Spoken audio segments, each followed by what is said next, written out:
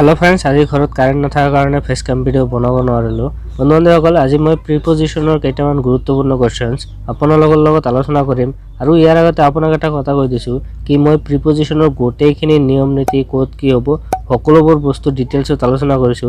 গতিকে আপুনি যদি হেবিলাক ভিডিও দেখা নাই তেনহলে হেবিলাক ভিডিও আগতে চাই লওক, তাৰ পিছতে এইবিলাক কোৱেশ্চনবোৰ প্ৰেক্টিস কৰিব, তেতিয়াহে যাই প্লাই আপোনাৰ কনফিউজনবোৰ দূৰ হৈ যাব। গতিকে আপুনি হেবিলাক ভিডিও চাব পাৰিব, হেবিলাকৰ লিংক মই ডেসক্ৰিপচনত দি দিছো, তাৰ পৰা আপুনি চাব পাৰিব। ওকে, বেছি টাইম ওয়েষ্ট নকৰি বলক ভিডিওটো আৰম্ভ কৰো। আৰু ইয়াৰ আগতে আপোনাক এটা কথা কৈ দিছো কি আপোনাক প্ৰতিটো কোৱেশ্চনৰ কাৰণে ভাইবৰ কাৰণে আপোনাক 5 সেকেন্ডকৈ সময় দিয়া হ'ব, যাতে আপুনি 5 সেকেন্ডৰ ভিতৰত ভাবিব পাৰে কি কোৱেশ্চনটোৰ আনসাৰ কি হ'ব, হেতু আপুনি 5 সেকেন্ডৰ ভিতৰত ভাবিব।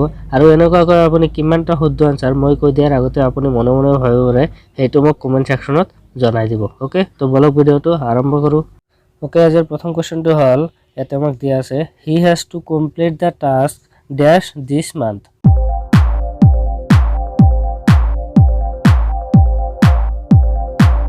ওকে, এতিয়া আপোনাক এনসাৰটো কৈ দিছো, এটা আপুনি মিনিংটো বুজিবলৈ চেষ্টা কৰিব। এটা আপোনাক কি দিছে, he has to complete the task dash this month, মানে এইটো মাহত আপোনাৰ এই টাস্কটো কমপ্লিট কৰিব লাগিব। তেনেহলে এইটো মাহত এইটো বুজাবলৈ হলে আপোনাৰ কি ইউজ হ'ব, প্ৰিপজিশনটো ইন ইউজ হ'ব। Okay, he has to complete the task in this month. Okay, এইটো আপোনাৰ হ'ব। ইয়াৰ পিছত নেক্সটলৈ আগবাঢ়িছো। এটা আপোনাৰ একলগে লিখাৰ এটা কাৰণ আছে, হেইটোৰ লগত এইটোৰ অলপ কানেকশন আছে, আপোনাক দেখাই আছো। ওকে, এটা আপুনি চাওক। নেক্সট আপোনাক দিছে he has to complete the task dash this month.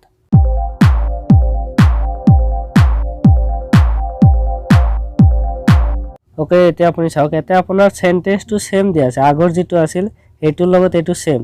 He has to complete the task dash this month, এটো সেম আছে, he has to complete the task dash this month. কিন্তু আপোনাৰ এতে প্ৰিপজিশনটো বেলেগ হৈ যাব। এতে আপোনাৰ মিনিংটো কি বুজাব খুজি আছে, he has to complete the task এইটো মাহৰ ভিতৰত, দিস মান্থ এতে আপোনাৰ এইটো মাহৰ ভিতৰত আপোনাৰ কমপ্লিট কৰিবলৈ কৈছে। ওকে, তেনেহলে ভিতৰত এইটো বুজালৈ হলে আপোনাৰ কি হ'ব, উইদিন হৈ যাব। ওকে, ইয়াৰ পিছত আগবাঢ়িছো নেক্সট কোৱেশ্চনটোলৈ। এটা আপোনাক দিয়া আছে please distribute this mangoes dash Anil and Sunil.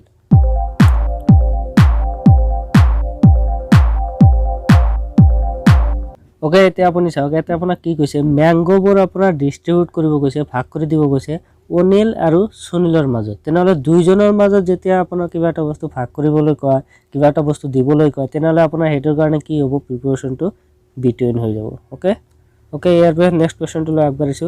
এটা আপোনাক দিয়া আছে distribute this sweets dash Raju Rahul and Ravi.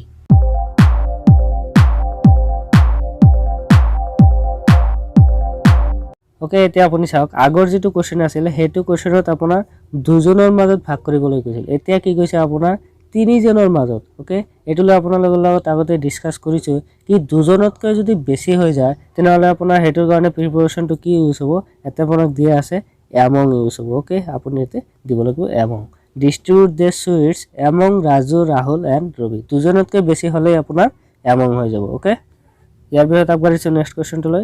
এটা আপোনাক দিয়া আছে please sit dash the desk and do the job.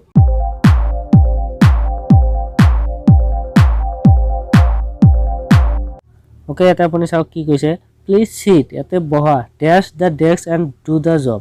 Okay, এইটোৰ কাৰণে আপোনাৰ কি হ'ব, প্ৰিপজিশনটো এতে আপোনাৰ এড হৈ যাব। Okay, please sit at the desk, আপোনাৰ বেঞ্চৰ কথা কোৱা নাই, বেঞ্চত হলে আপোনাৰ ওয়ান হলে হয়, কিন্তু আপোনাৰ এতে কি কৈছে, ডেস্কৰ কথা কৈছে, তেনেহলে আপোনাৰ কি হ'ব, please sit at the desk and do the job. Okay, ইয়াৰ পিছত আগবাঢ়িছো নেক্সট কোৱেশ্চনটোলৈ। এটা আপোনাক দিয়া আছে mister Kumar gave him some suggestions dash helping him with some মানি।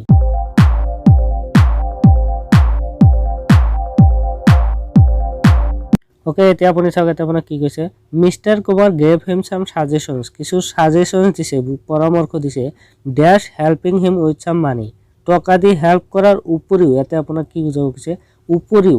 এটা আপোনাৰ বিসাইডস মানে হল কি, উপৰিও। Mister Kumar gave him some suggestions besides এস লগাই দিব লাগিব। Okay, besides helping him with some money. Okay, আৰু এই বিসাইড মানে হল আপোনাৰ কি হল, কাখত হ'ব, এতেতো কাখত নহব, এটোৰ উপৰিও বুজাবলৈ চেষ্টা কৰিছে। ওকে, সেইকাৰণে আপুনি মিনিংটো বুজিবলৈ চেষ্টা কৰিব। ইয়াতে আপোনাৰ প্ৰিপজিশনটো কি হৈ গল, বিসাইডস। ওকে, ইয়াৰ পিছত আগবাঢ়িছো নেক্সট কোৱেশ্চনটোলৈ। এটা আপোনাক দিয়া আছে, এটা আপুনি চাওক। এটা আপোনাক কি দিছে, Mohan stood dash me on the stage.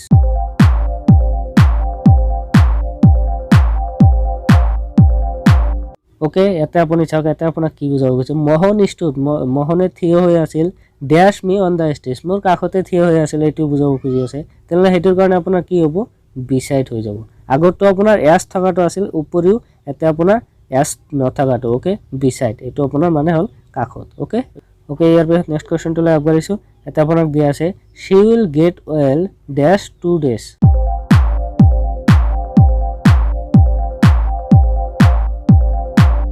Okay এতিয়া আপুনি চাওক এটা আপোনাক কি বুজাব খুজিছে she will get well তেও ভাল হ'ব dash 2 days 2 দিনৰ ভিতৰত আপোনাৰ ভাল হৈ যাব 2 দিনত ওকে হেতু তেনেহলে আপোনাৰ কি হৈ যাব she will get well in 2 days 2 দিনত আপোনাৰ ভাল হৈ যাব ওকে এটো আপোনাক বুজাব খুজিছে ইয়াৰ পিছত আগবাঢ়িছো নেক্সট কোৱেশ্চনটো লৈ এটা আপোনাক দিয়া আছে the office is situated dash the road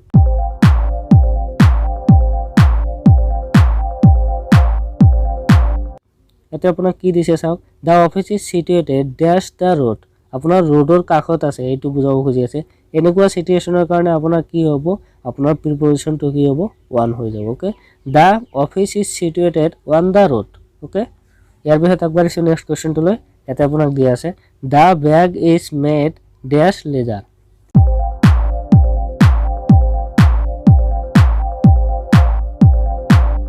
okay ইয়াতে আপোনাক কি কৈছে the bag is made dash leather মানে কি কৈছে ব্যাগটো আপোনাৰ লেদাৰৰ দ্বাৰা বনোৱা হৈছে এতিয়া আপোনাৰ লগত আগতে আলোচনা কৰিছো কি কোনো এটা বস্তু যদি বনোৱা হয় আৰু বস্তুটো যদি সেম থাকে লেদাৰৰ ব্যাগ বনাইছে তেনেহলে আপোনাৰ লেদাৰটো লেদাৰে আছে বেলেগ বস্তু হৈ যোৱা নাই তেনেহলে হেতুৰ কাৰণে আপোনাৰ প্ৰিপজিশনটো কি হ'ব অফ ইউজ হ'ব আৰু যদি আপোনাৰ কোনো বস্তুৰ পৰা বনাইছে এই বস্তুটো একেবাৰে চেঞ্জ হৈ গৈছে তেনেহলে হেতুৰ কাৰণে আপোনাৰ কি ইউজ হ'ব ফ্ৰম ইউজ হ'ব এটো আপোনাৰ লগত ডিসকাস কৰিছিল ওকে এটো আপুনি মনত ৰাখিব সো বন্ধুসকল আজিৰ কাৰণে এখিনি এতিয়া আপুনি মোক কমেন্ট কৰি জনাই দিয়ক কি আপুনি কিমানটা উদ্যান স্যাৰ মই কৈ দিয়াৰ আগতে আপুনি মনে মনে ভাবিব পাৰিছিল হেতু মোক কমেন্ট সেকশনত জনাই দিয়ক আৰু ভিডিওটো ভাল পালে ভিডিওটো লাইক কৰাৰ লগে লগে এনেকৈ ইন্টাৰেষ্টিং আৰু নলেজেবল ভিডিওবোৰ আগতে পাই থাকিবলৈ চেনেলটো যদি সাবস্ক্ৰাইব কৰা নাই চেনেলটো সাবস্ক্ৰাইব কৰি ওচৰত থকা বেল আইকনটো প্ৰেছ কৰি দিব ওকে থ্যাংক ইউ